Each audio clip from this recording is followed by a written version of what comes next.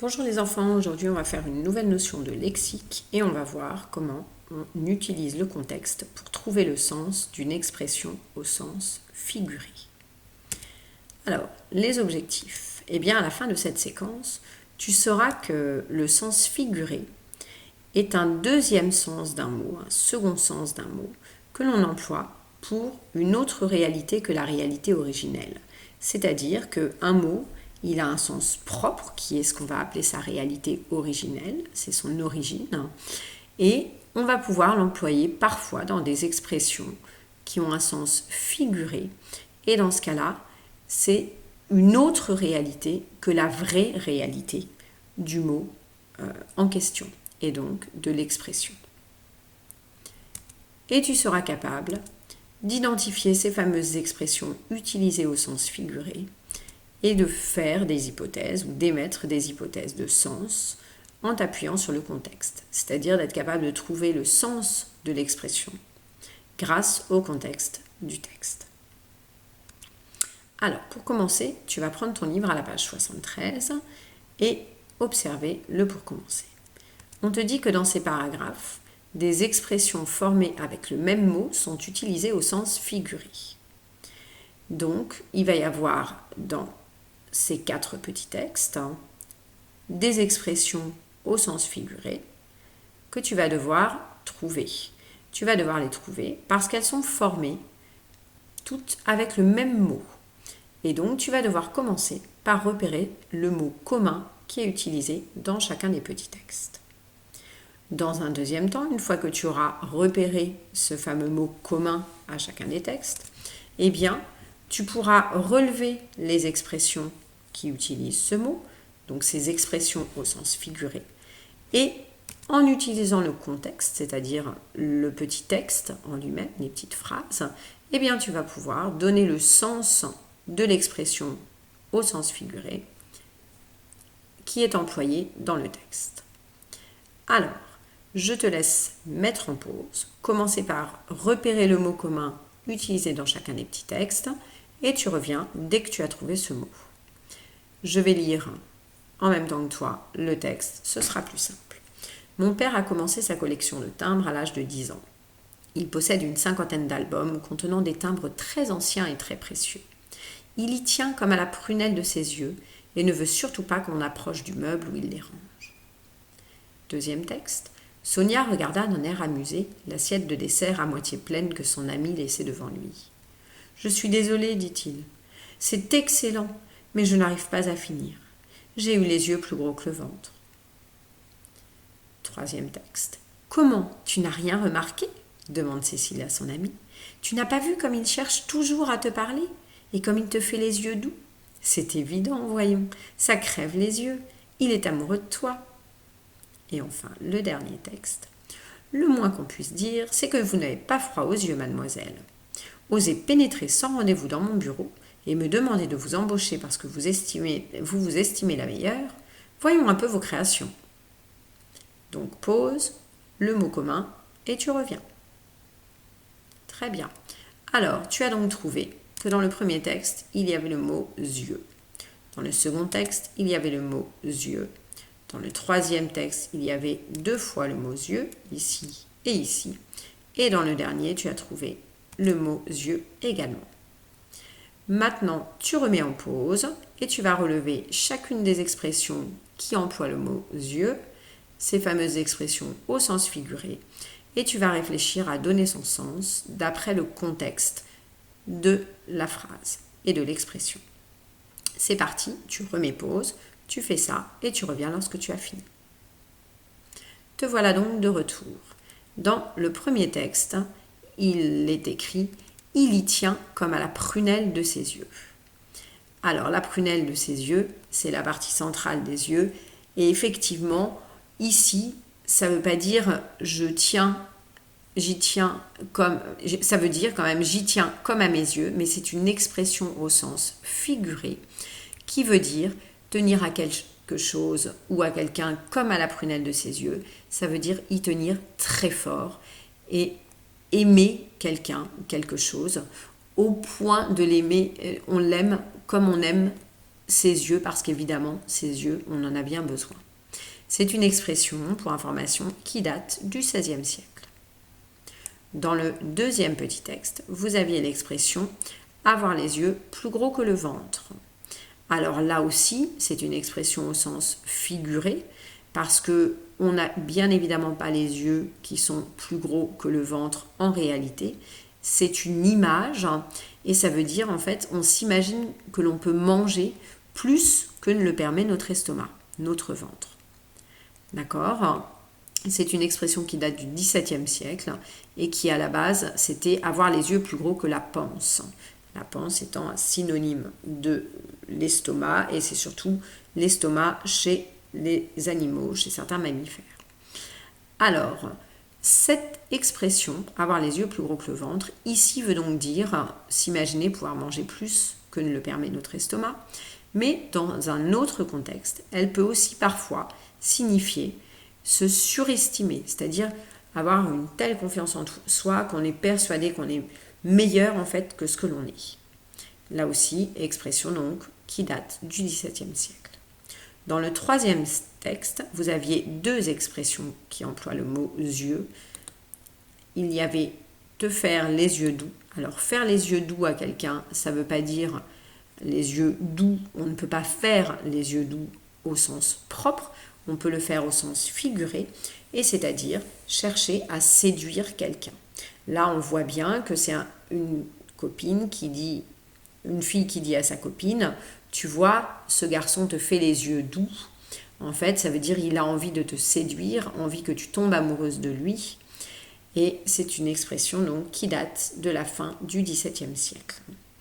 Il va avoir un regard qui va donner à l'autre peut-être envie de devenir amoureuse. Et la deuxième expression dans ce texte, c'est ça crève les yeux. Alors, crever les yeux, eh bien, c'est être si évident qu'il est impossible de ne pas le comprendre. Parce que c'est quelque chose qui se voit tellement qu'on ne peut pas faire autrement que de le voir, que de s'en rendre compte. On dit ça crève les yeux. Comme si quelque chose arrivait et était tellement puissant dans nos yeux que de toute façon on ne pouvait pas faire autrement que de le voir, mais bien évidemment au sens propre ça ne crève pas les yeux, on ne va pas devenir aveugle à cause de ça. Mais c'est donc là aussi une expression au sens figuré. Et c'est les mots comme il est amoureux de toi, c'est évident, tout ça qui ont permis de trouver la signification de ces expressions au sens figuré. Et enfin, dans la dernière phrase, vous n'avez pas froid aux yeux. Ça veut dire, vous n'avez pas peur, vous êtes courageux. Et effectivement, c'est pas avoir froid juste au niveau des yeux, c'est qu'en fait, on ose des choses, on est courageux. Et là, on comprend cette expression grâce au mot « oser pénétrer son rendez-vous », vous vous estimez la meilleure, etc. Voilà, on n'a pas peur, on est courageux. C'est une expression qui date du 19e siècle, de 1826. Voilà. Donc, toutes ces expressions, au sens figuré, on a pu les définir, donner leur sens, en utilisant à chaque fois le contexte. Il y tient comme à la prunelle de ses yeux. On voit bien que c'est quelque chose auquel il tient très fort, puisqu'il ne veut surtout pas qu'on approche du meuble où il les range. C'est quelque chose de très précieux. D'accord ? Avoir les yeux plus gros que le ventre, il dit c'est excellent, mais je n'arrive pas à finir. Il a laissé la moitié de son assiette. D'accord ? Voilà. Donc, et puis pour les deux derniers textes, je vous ai fait l'explication des mots qui m'ont permis de définir ces expressions en vous les expliquant. Voilà. Donc, on va maintenant voir ce qu'il faut retenir. Eh bien, ce qu'il faut retenir, c'est que il arrive, comme vous l'avez vu, que certains mots aient plusieurs significations. Le mot yeux, il a une signification que vous connaissez bien. C'est l'organe qui nous sert à voir. Et dans toutes les expressions au sens figuré qu'on vient de voir, eh bien, ça ne voulait pas seulement dire voir l'organe de la vue, je veux dire. Ça voulait d'autres sens. Eh bien, donc, certains mots ont plusieurs significations et leur sens va dépendre de la phrase dans laquelle on les trouve. Les humoristes, les publicitaires, ils jouent souvent sur cette polysémie, c'est-à-dire les différents sens du mot, et ils vont employer très souvent des expressions justement au sens figuré. Alors, deux types de sens différents. Le sens propre, qui est le sens premier, le sens le plus concret du mot. Par exemple, Julien porte une veste bleue. Ici, le mot bleu, ça désigne bien la couleur du vêtement. Et le sens figuré dont on vient de parler, qui est une signification dérivée, souvent une signification qui est imagée. On pourrait se la représenter sous la forme d'une image. Et là, on dit par exemple, elle avait une peur bleue de cet endroit. Ça ne veut pas dire qu'elle avait une peur dont la couleur était bleue, mais ici le mot bleu indique qu'elle a ressenti une peur panique, une peur intense, une peur irraisonnée. Donc c'est ça qu'on appelle une expression imagée, une expression au sens figuré. Et vous allez pouvoir regarder dans votre aide-mémoire à la leçon numéro 6 sur les différents sens d'un mot, la partie tout en bas, où on vous rappelle qu'effectivement, les mots et les expressions peuvent être utilisés donc soit au sens propre, qui est le sens premier, soit au sens figuré, qui a un sens dérivé. Alors, par exemple, boire de l'eau, ça veut bien dire boire glou glou glou, l'eau, c'est le sens propre, la signification du mot boire, et boire les paroles de quelqu'un, ça ne veut pas dire qu'on les boit glou glou glou, mais c'est employé au sens figuré et ça veut dire écouter quelqu'un avec beaucoup d'admiration. Voilà. Donc, important, on va utiliser le contexte pour pouvoir trouver la signification des expressions au sens figuré, qui sont donc des sens dérivés, des significations dérivées par rapport au sens premier des mots ou des mots employés dans cette expression. Tu vas maintenant pouvoir t'entraîner avec l'exercice numéro 1 de la page 73. Dans cet exercice, dans tous les exercices de cette séquence, on te demande de trouver l'expression identique qui est employée dans les deux paragraphes. Donc tu trouves l'expression identique, c'est-à-dire que dans les deux paragraphes de chacun du petit a et du petit b, tu auras la même expression, mais une fois elle sera employée au sens propre et l'autre fois au sens figuré. Donc ça, c'est la première étape, de trouver l'expression identique qui est employée une fois au sens propre, une fois au sens figuré. Et dans un deuxième temps, on te demande de donner justement le sens de l'expression utilisée au sens figuré. Et avec cette expression utilisée au sens figuré, tu vas inventer une phrase où tu vas utiliser cette expression. On va lire ensemble le texte et puis tu mettras pause pour faire l'exercice, sans oublier de morceaux de consignes. Je lis le texte A. La lapidation est un châtiment terrible qui existait dans l'Antiquité et qui est toujours d'actualité dans certains pays. Il s'agit de jeter des pierres à une personne pour la blesser ou la tuer. Dans cette première phrase, tu as une expression, peut-être au sens propre, peut-être au sens figuré, à toi de trouver, qui sera identique à celle que tu vas trouver dans la deuxième phrase que je vais maintenant te lire. Lui jeter la pierre ne sert à rien.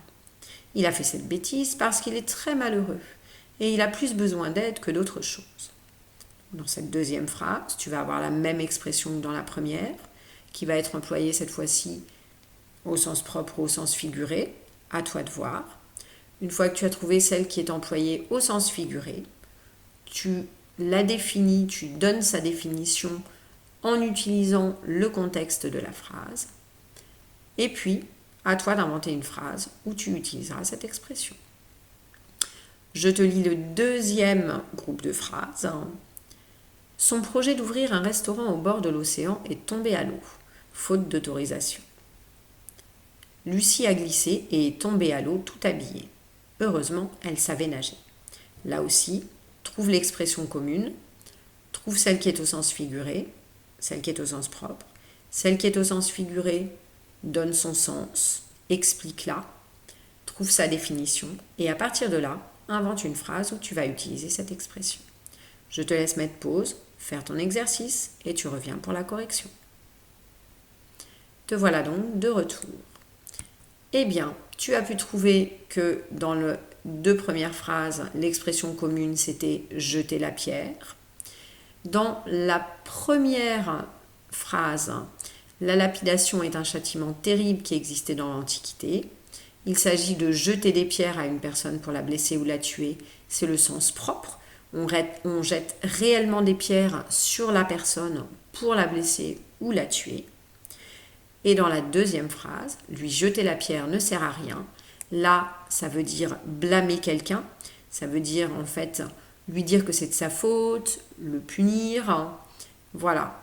Là, c'est donc au sens figuré que cette expression est employée. C'est pas qu'on va lui jeter en vrai la pierre, mais c'est qu'on lui dit qu'il est responsable, on le blâme. Voilà. Alors, deuxième groupe de phrases. Son projet d'ouvrir un restaurant au bord de l'océan est tombé à l'eau, faute d'autorisation. Lucie a glissé et est tombée à l'eau tout habillée. Là, l'expression commune, c'est est tombée à l'eau. Dans la première phrase, c'est celle qui est employée au sens figuré, qui veut dire que ça a échoué, que ça n'a pas marché. Donc il n'a pas réussi à pouvoir ouvrir son restaurant au bord de l'océan. Il n'a pas eu l'autorisation pour, donc ça n'a pas marché, ça n'a pas réussi. C'est le sens figuré. Effectivement, ce n'est pas le projet qui est tombé dans l'eau et qui a fait plouf, c'est qu'il n'a pas marché. Par contre, Lucie a glissé et est tombée à l'eau. Là, oui, effectivement, elle a fait plouf dans l'eau, tout habillée. C'est donc le sens propre. Alors, tu as trouvé des phrases dans lesquelles tu as employé jeter la pierre ou est tombé à l'eau. Effectivement, il y avait une quantité énorme de phrases à faire. Chacun a fait la sienne. Voilà, je t'en félicite et j'espère que tu as bien compris. Rappelle-toi que le sens figuré, c'est plutôt une expression imagée. C'est pas le sens propre qu'il a et le sens premier des mots. Et donc, tu vas utiliser à chaque fois le contexte pour pouvoir trouver la signification de ces expressions au sens figuré. Voilà. Eh bien, bonne continuation, travaille bien et à très bientôt pour une nouvelle notion.